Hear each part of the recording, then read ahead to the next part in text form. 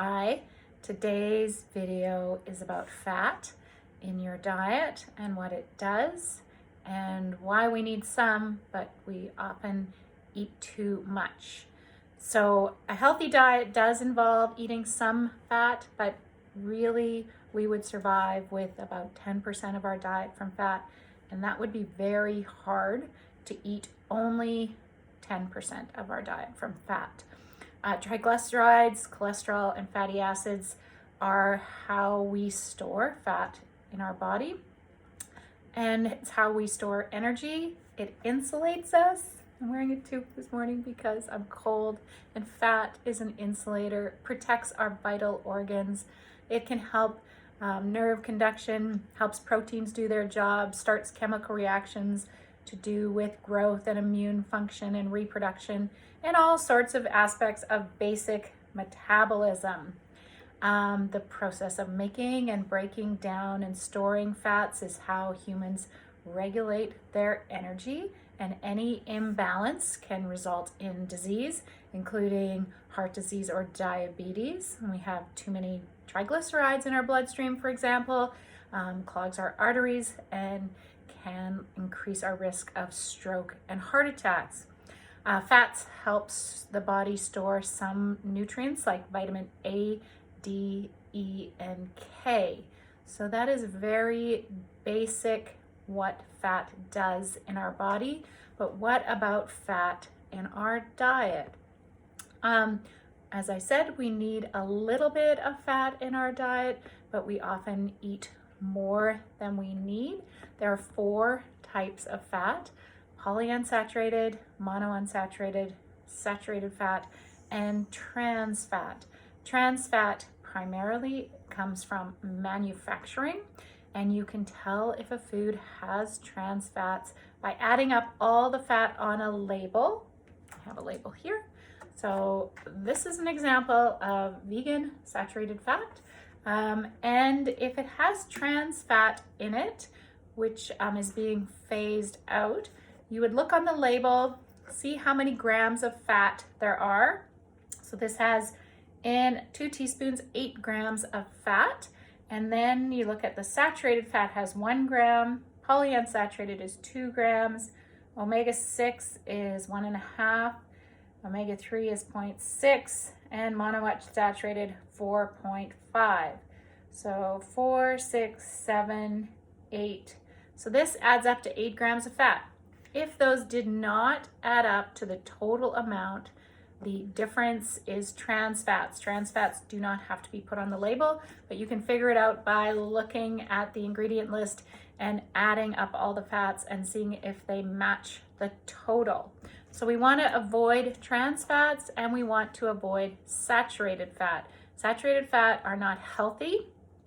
It can be popular to think they do not have an effect on health, but this has never been proven to be true. They have been linked to some of the following changes. So they can short circuit our body's immune system function to trigger inflammatory responses, and this is linked to metabolic disease like storing fat around your waist, so abdominal obesity, and type 2 diabetes.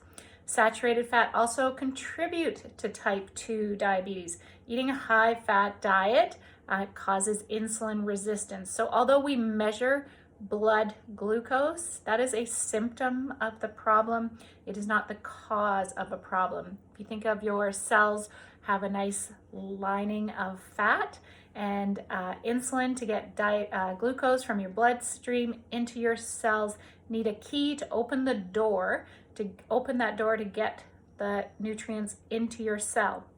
Fat gums up the lock of the key, and you need more and more insulin to open that door to get nutrients into the cell. So a high fat diet causes muscle cells to lose their ability to absorb glucose for fuel, and then that glucose builds up in the bloodstream. Saturated fats also contribute to low density lipoprotein, so the bad type of cholesterol in the blood, and reducing low density lipoproteins by 5% can reduce your risk of diabetes by 22%. Research by Tufts University has concluded that eating foods with healthy fats like avocados and nuts can help prevent insulin resistance and diabetes. People who eat the most saturated fat have a higher risk of coronary artery disease. So saturated fats that are primarily found in meat, dairy, palm, and coconut oil increase the risk of coronary artery disease by up to 20%. Replacing even just 1% of those fats with the same amount of calories from polyunsaturated fats from whole grains and plant proteins can reduce your risk by 6 to 8%. So often people think that coconut oil is a healthy fat.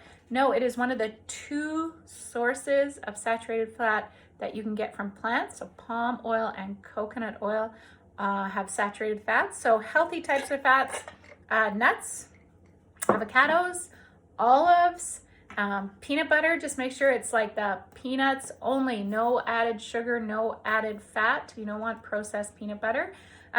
Sources of saturated fat in a vegan diet may be things like spreads or vegan margarine or cheeses, or if you're buying vegan substitute meats. Now this brand in particular has very little saturated fat. It's 2.5 grams out of the total fat is 17 grams. So this is not a bad alternative. It's just not as healthy as making your own veggie burgers from black beans or something else. So this is a great alternative if you need something quick, if you're going to a barbecue, if you have friends over, but it shouldn't be a regular part of your diet. Remember, if you're counting calories or looking at calories, for every gram of fat is 9 calories, and for every gram of protein and carbohydrates is 4 calories. So fat grams pack a lot more calories and have typically less nutrition than if you're eating whole foods. So if you're trying to reverse diabetes and heart disease or prevent them, then eating a very low fat diet, making sure your fat comes in the form of natural ingredients is best. If you are trying to lose weight, then reducing your fat calories will help because fat packs a lot of calories.